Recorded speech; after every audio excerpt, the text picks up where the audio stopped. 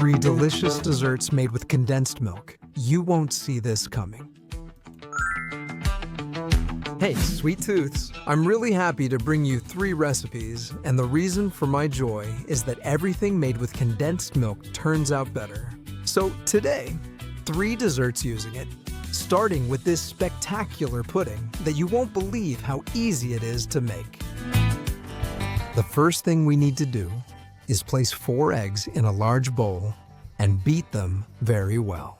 You can use a fork or a hand whisk, but if you have an electric mixer, it'll only take a few seconds to get it this frothy. And without stopping the beating, we add condensed milk, a small can, which is about 2 cups or 400 milliliters, a little less.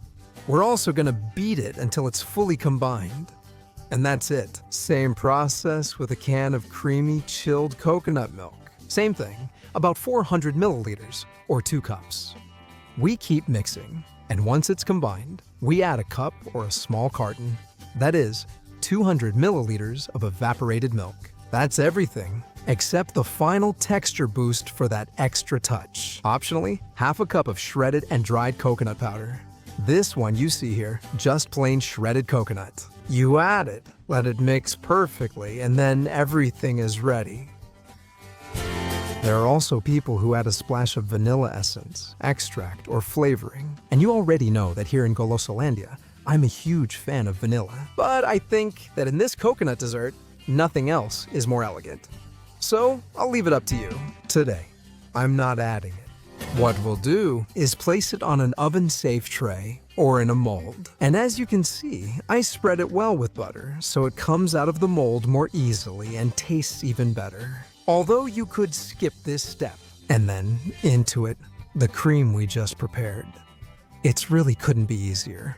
We pour all the cream inside, and enjoy. This mold has a capacity of 1.7 liters, so estimate about that volume. Then place it in the oven, preheat it to 180 Celsius, about 355 February, with top and bottom heat. The fan setting doesn't matter much whether you use it or not. It will take about 45 minutes to turn golden. If you poke the center with a toothpick and it comes out clean, it's ready. So as soon as you see it golden, poke it, and then you take it out and let it cool down. That's right, put a bit of kitchen paper or absorbent paper under it so the temperature drops more evenly. And once it's lukewarm, put it in the fridge or refrigerator for at least 2 hours. They recommend 4, but 2 would be enough. If you want, you can prepare it a day in advance. Perfectly fine and without any problems, and then you take it out and enjoy it.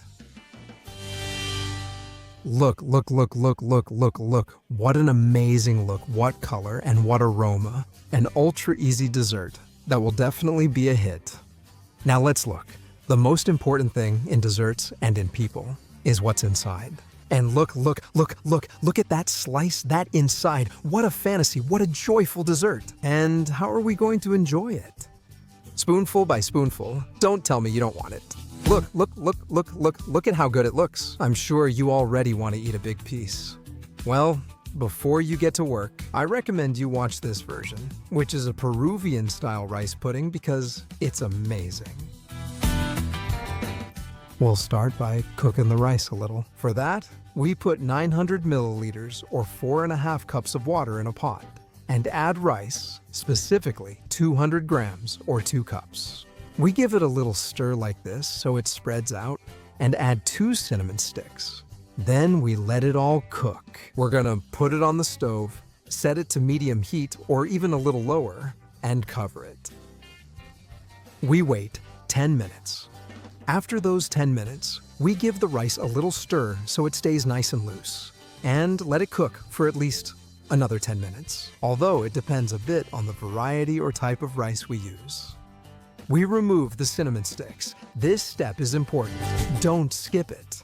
You need to take out the cinnamon because the water makes it very soft and it can easily break apart. And you could end up with little sticks that would be unpleasant to find.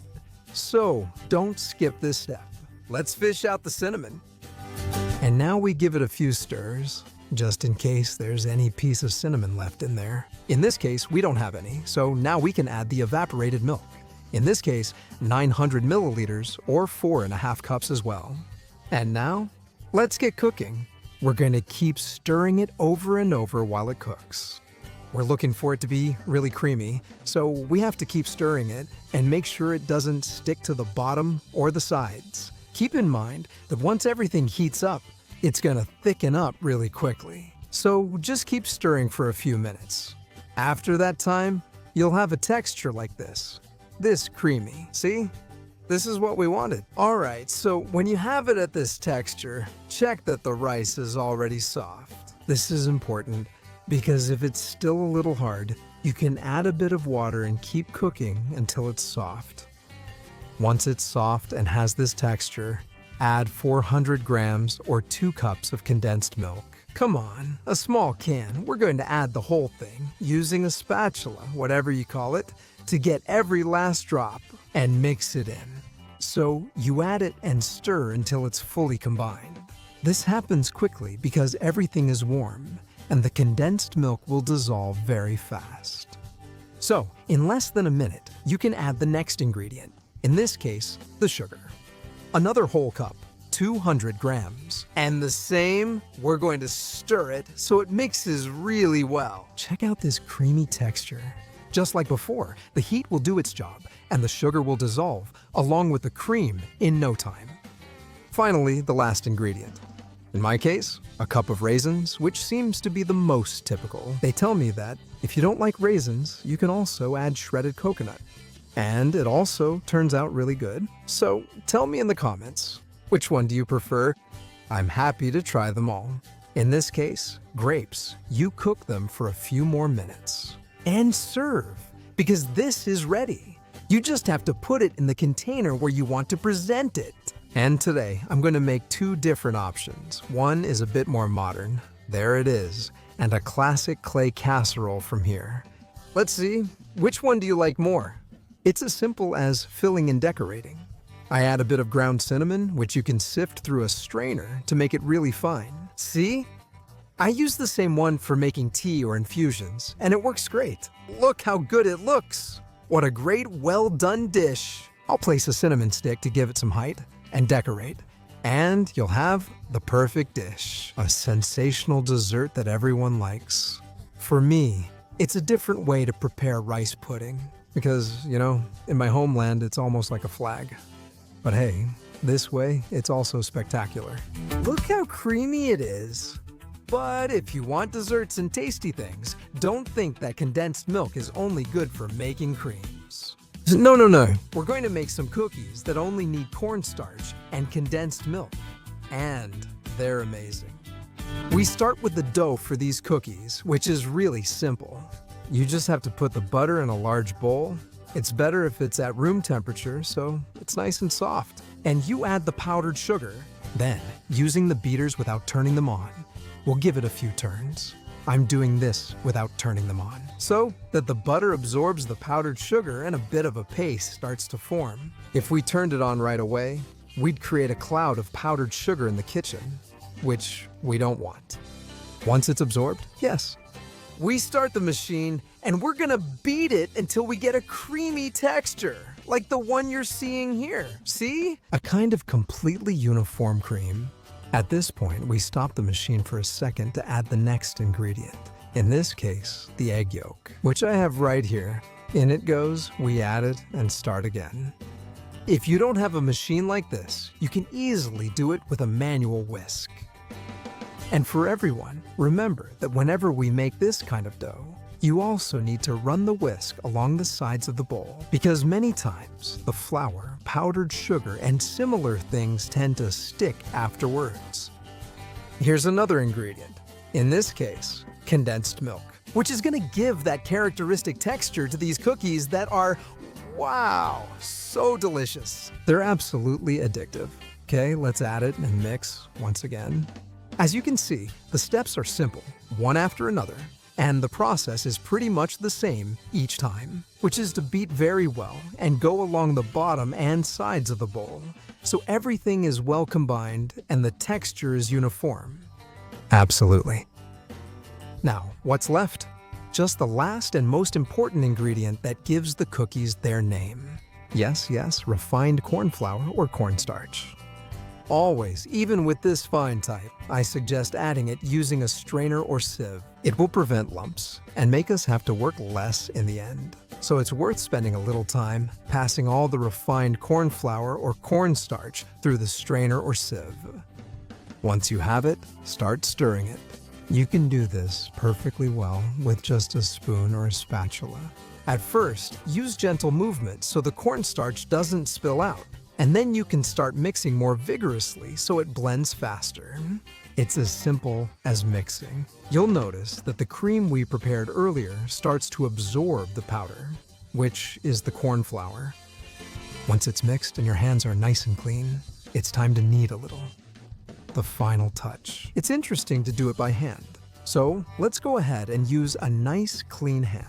We also make use of whatever is left on the spoon or spatula, because here we make the most of everything, down to the last drop. Since we're working, we have to make it worthwhile. And now, time to knead. It's as simple as pressing and releasing until it forms a kind of ball that doesn't stick to your hands. See? Something like this. The texture is soft, but you can already start forming a kind of ball. When you get to this point, put a lid on the container. If you don't have one, you can use aluminum foil or plastic wrap. And you put it in the fridge or refrigerator for at least half an hour. The point is to let it harden a little. So into our fridge, and let's wait a little while. After that time, we take out our dough, and we're going to start making the cookies, which you'll see are really easy to make. Look, we take off the lid and grab a portion about the size of a walnut. Come on. First of all, look, this is the texture you get when it cools down. So it's manageable. See? You squeeze it, and your fingerprints stay on it. There you go, but it doesn't stick to your hands anymore. Perfect. We take a portion, roll it with our hand, make a little ball, and place it on a tray lined with silicone. You could also line it with parchment paper. Perfectly fine. We're going to fill the whole surface with little balls, but make sure to leave a bit of space between each cookie. And once we have the tray full, we're going to shape them. Look how easy it is. Just use a fork, press down and release, press down and release. You'll often notice that it sticks a little to the fork, but that's okay. You can hold it a little like this with your finger and that's it. But it's possible that one might look a bit messy because it sticks to the dough. Look, the trick to avoid that is to dip the fork in cornstarch first, the same ingredient as the cookies. That way, when you press it down, it doesn't stick, and they keep the perfect shape. Let's do it. You only need to focus on one detail here. Depending on the thickness of the cookie and even the oven, the baking times vary a bit.